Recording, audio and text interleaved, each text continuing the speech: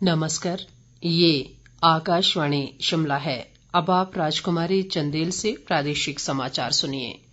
प्रधानमंत्री नरेंद्र मोदी आज सभी राज्यों और केंद्र शासित प्रदेशों के मुख्यमंत्रियों के साथ वीडियो कॉन्फ्रेंस के माध्यम से बैठक करेंगे। बैठक में देश के कुछ राज्यों में कोरोना के बढ़ते मामलों की स्थिति पर चर्चा की जाएगी। इसमें टीकाकरण के मुद्दे पर भी विस्तार से चर्चा होगी। प्रधानमंत्री नरेंद्र मोदी ने विद्यार्थियों से कहा है कि उन्हें परीक्षा से डरना नहीं बल्कि इसका उत्सव मनाना चाहिए। उन्होंने अभिभावकों से कहा कि बच्चों पर दबाव न बनाएं और उन्हें परीक्षा का आनंद लेने दें। पहली बार वर्चुअल माध्यम से आयोजित परीक्षा पे चर्चा कार्यक्रम में कल विद्यार्थियों, अभिभावकों और शिक्षकों से बातचीत में प्रधानमंत्री ने तनाव और चिंता मुक्त होने के मंत्र दिए। उन्होंने इस बात पर बल दिया कि विद्यार्थियों और अभिभावकों को परीक्षा को जीवन का आखिरी मुकाम नहीं मानना चाहिए बल्कि हमेशा अगले प्रयास में बेहतर करने की कोशिश करनी चाहिए। प्रधानमंत्री ने शिक्षकों से कहा कि समय के प्रबंध के बारे में बच्चों का मार्गदर्शन करें।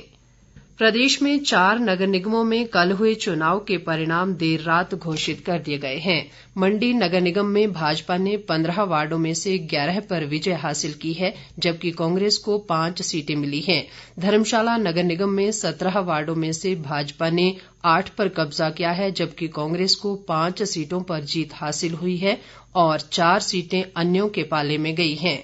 पालमपुर नगर निगम में कांग्रेस ने अप्रत्याशित जीत हासिल करते हुए 15 में से 11 सीटें जीत ली हैं। यहां भाजपा को 2 जबकि 2 सीटों पर निर्दलीय विजयी रहे हैं। सोलन नगर निगम में 17 वार्डों में से 9 पर कांग्रेस ने कब्जा कर लिया है, जबकि भाजपा को 7 पर जीत मिली है। इसके अलावा 6 नगर पंचायतों सहित कुछ ग्राम पंचायतों में प्रधान पद के लिए हुए चुनाव के परिणाम भी घोषित कर दिए गए हैं। प्रदेश में पिछले कल कोरोना के 653 नए मामलों की पुष्टि हुई है। स्वास्थ्य विभाग द्वारा जारी बुलेटिन के अनुसार प्रदेश में कोरोना के सक्रिय मामलों की संख्या 4158 तक पहुंच गई है। इसके साथ ही प्रदेश में कोरोना संक्रमितों का कुल आंकड़ा 66,890 हो गया है। पिछले कल 226 लोग कोरोना को मात देकर स्वस्थ भी हुए हैं और इस दौरान कोरोना से 9 लोगों की जान गई है। इस महामारी से अब तक प्रदेश में 1077 लोगों की मृत्यु हो चुकी है। केंद्र सरकार ने राज्यों और केंद्र शासित प्रदेशों में लगभग 100 लोगों वाले सार्वजनिक और निजी कार्यस्थलों पर काम करने वाले लोगों को 11 अप्रैल से कोविड टीकाकरण की अनुमति दे दी है। केंद्रीय स्वास्थ्य सचिव राजेश भूषण ने सभी राज्यों और केंद्र शासित प्रदेशों के अपर मुख्य सचिवों, प्रधान सचिवों और स्वास्थ्य सचिवों को पत्र लिखकर कहा है कि 45 वर्ष या उससे अधिक आयु के कर्मचारियों का टीकाकरण अभियान किया जाए। अब एक नजर अखबारों की सुर्खियों पर।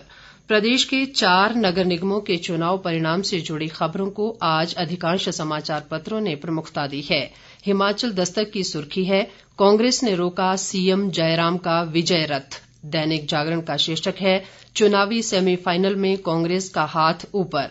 अमर उजाला के शब्द हैं, नगर निगम चुनाव में कांग्रेस ने चौंकाया, सोलन पालमपुर में मिला बहुमत, मंडी में भाजपा का परचम।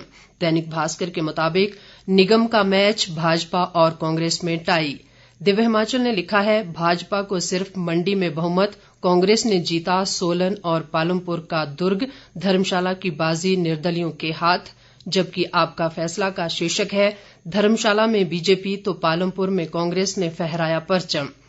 अब अमेरिकी सेब की खुशबू से महकेंगे सूबे के बागान शीर्षक से दैनिक सवेरा टाइम्स ने लिखा है, बागवानी विभाग ने अमेरिका से आयात किए 9 लाख रूट स्टॉक।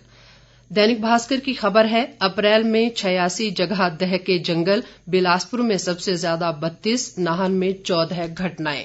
दैनिक जागरण ने लिखा है, पौंग डैम में मरे विदेशी पक्षियों में निकला बर्ड फ्लू का नया स्ट्रेन।